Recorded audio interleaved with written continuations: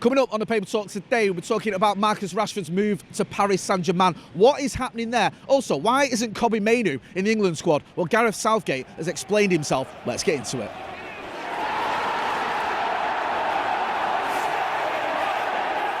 Jay here for Stretford Paddock. This is the Paper Talk. As you can see, I'm outside Old Trafford and it's mild, but it's a little bit drab, so you might want to take your Parkers out if you've got them. Loads of stories to get through, so we'll crack on. But first of all, make sure you are hitting like, share, and subscribe. Subscribe to the channel. We want to get to 750,000 subscribers. And with your support, yes, we can get there. Right, I want to talk about the Marcus Rashford PSG story because that's sort of popping off a little bit. There's been a twist in the tail on that front as well. So we'll get into that. Also, another couple of little ones. Just quickly, talk about the England squad. We know that Harry Maguire and Marcus Rashford have both been called up to Gareth Southgate's England squad for the games against Brazil and Belgium.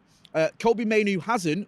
Now, what happened on that front is Gareth Southgate spoke about it. He said that Kobbie Mainoo's only played a handful of games. He said he's got a good character, I think, and he said he's done brilliantly. So he's praising him, but he was talking about just sort of biding his time a little bit, sort of handling him in the right way. And I kind of understand that. I get it. Listen, in terms of ability, do I think Kobbie Mainoo should be in the England squad?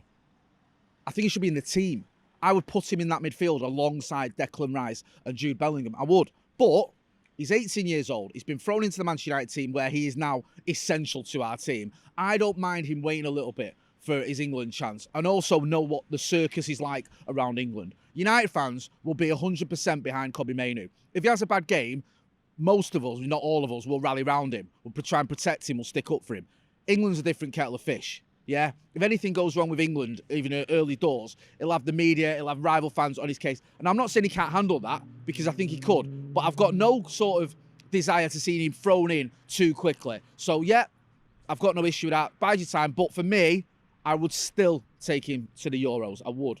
Now, that might sound like a contradiction, but I think by the end of the season, it's a little bit different as well, because he'll have had not a full season, but 2/3 of a season.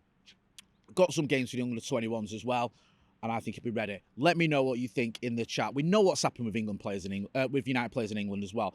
I'm old enough to remember the effigies of David Beckham, Phil Neville getting death threats, Cristiano Ronaldo getting his house vandalised, and he was playing against England for Portugal because he winked. Marcus Rashford and Jadon Sancho getting dogs abuse as well. So we know what can happen. I don't want to see Kobbie Mainoo subjected to any of that. I'd rather we bide our time, get him in the team when he's ready. But I think he's got a very, very bright future for both Manchester United and England as well. I think he can be a starter for England for the next decade. I spoke about Marcus Rashford, so let's get into it. There's been a little twist here in the PSG tale. Now, we heard yesterday and the day before that PSG were preparing this £75 million bid to bring take Marcus Rashford to Paris. I think it was Dave McDonnell in the Mirror who brought that story. However, we've had a little bit of an update there. Now, Sky Sports through Kaveh Solikol, who some of you may rate, some of you may not. We know he has been a little bit contradictory, to say the least. Hello, Sheikh Jassim bid anyone? But he's saying now that he doesn't feel that PSG are going to go for Marcus Rashford, that he don't think that's going to happen. We don't know. We don't really know what's going on there, but it does feel like there's not much in the way of solid evidence, if you can call it evidence, to suggest that PSG are definitely in for Marcus Rashford. We had that one story about them preparing a bid. Now we've had a counter story saying that's probably not going to happen. We'll have to wait and see. I said yesterday and the day before, I don't think Marcus Rashford should be sold. I don't think he will be sold, if I'm being brutally honest. You may disagree. Get involved in the chat and the comments, but I think that Marcus Rashford will end up being a Manchester United player next season. I think there's a lot of players that will end up leaving in the summer. I don't think Marcus Rashford will be one of them. One of them who will leave, I think, and according to the BBC, Borussia Dortmund want him, or want to keep him, is Jadon Sancho. Now, Jadon Sancho is having a little bit of a renaissance at Dortmund. He had a stickies patch, didn't he? Did well when he first got there. Then there was a little bit of a lull. I spoke about it on here. Last couple of games he's done really well. I think he got a goal against PSV in the Champions League. He got a winner in the Bundesliga as well, what turned out to be the winner. He got player of the match as well, I think, in the Champions League. Got a standing ovation when he got subbed. So he's doing extremely well there. And according to Simon Stone, who I rate very highly in the BBC, Dortmund want to keep him next season. Now, if you look at that article in the BBC, it's a little bit, not vague, but it doesn't say how they want to keep him. It just says they want him next season. So that could be a loan move. It could extend his loan. They could come in with a bid.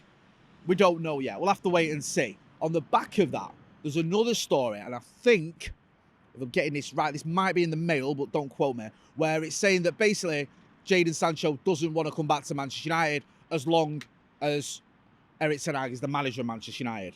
That he doesn't want to play for Erik ten Hag. Now, I just feel that regardless of whether Erik ten Hag is the manager of Manchester United, Jadon Sancho needs to move on. I feel like that. I feel that his move to United hasn't worked out. He's played for several managers now. There's been a few question marks. His games, even under Ralph Rangnick or under Ole, weren't great. I know there was mitigating circumstances. I think Ollie said in his interview on the overlap that Jadon Sancho wasn't fully fit. I think he had an ear infection when he joined from Dortmund. But we've not really seen the best of Jadon Sancho at Manchester United. Then this fallout with the manager. There's just too many question marks for me. And I don't think you can basically down tools and still get to come back once the managers get sacked. I think that sets a bad precedent. I want to see Erik ten Hag keep his job. But even if he doesn't, I think it's better for everyone if Jadon Sancho moves on. You may disagree. Let me know what you think in the chat and the comments. I want to hear from you guys. One person who might be coming to Old Trafford is Michael Olise. Now, he's been linked quite heavily with United. There's an article in the Express saying that basically the board have decided they're going to get him. They want him, 60 million quid, get him in. It's almost not a done deal. Obviously, we've not even put a bid in yet, but everyone's settled on that. Everyone's in agreement with that. We'll have to wait and see what happens with this one. I'm slightly torn. I think he's a very good, talented young player. However, he's had a pretty bad injury record this season. Last season, he played all but one Premier League game. This season, he's been missing for, I think, almost 2/3 of the season. I think he's played about 11 games. So that's slightly concerning. I think he's had an issue with his hamstring. Now, we know this season we have had a horrendous injury record with so many players. We have missed the likes of Lisandro Martinez for basically the entire season. We've had no left-back for weeks, if not months. Both left-backs have been out. Then we bring in players, they've been unfit. We've had issues around our striker. Anthony Martial, of course, has been injured. Rasmus Højlund's had a couple of little niggles here and there. He's not been available for all the games, but by and large, he's been available. Mason Mount, who's probably our marquee signing, he's missed almost the entire season. So, do we want to be buying players who've got question marks surrounding their injury record? It worries me. It really does. Now, it might be a bit of an outlier. It might just be a one-off. But you're bringing in a player who's just had a bad injury record his previous season. It stinks a little bit of what happened with Mason Mount. Mason Mount missed quite a few games last season, and we kind of ignored that. It doesn't matter. He's not an injury-prone player. He's played loads of times. Get him in. This season, we haven't seen much of him. Can we afford to take that risk again? I'm not so sure. I'm not so confident. I want to talk about Dan Ashworth because there's a few stories doing the rounds about Dan Ashworth and is he going to come to Manchester United? I think I've seen it in the Metro. I've seen it in other papers as well. A couple of quotes doing the rounds. I think David Ornstein's spoken about it. Now, it seems that Newcastle are still playing hardball as such, but there could be some compromise. And I think what the latest story is indicating is that Newcastle are going to say, OK, you can have him. You can have Dan Ashworth, and we won't ask for the 20 million quid. We want some money for him, but we don't want him to start until after the transfer window is closed. Now, that, for me, feels like a nonsense because the whole point of getting him in is part of this sort of rejuvenation, this rebuild, this, moving the club forward, getting the right transfers in and starting on the front foot this summer. I don't want him to come in after the summer transfer window is closed because this summer's essential. We need to do a lot of deals and we need him to be at the heart of it. And apparently, from what I gather, he's going to be involved in recruiting the head of recruitment, if that makes sense. He's going to be involved in that. Now, if he's got to wait till after the transfer window shuts, then that's a massive waste of resources. That's a massive waste of our time. And it's a massive waste of a window. We want him in now. So that, for me, feels like a nonsense. Hopefully, the Manchester United and Newcastle can sort this out. It does feel like there could be some leeway there. I also feel that for certain clubs, certain Premier League clubs, I mean, he's on gardening leave in a minute. They're talking that Newcastle want to bring in, I think, Paul Mitchell to replace him. I do feel like it would be beneficial for all concerned if Newcastle and United could sort this out, because you're likely to have further deals together.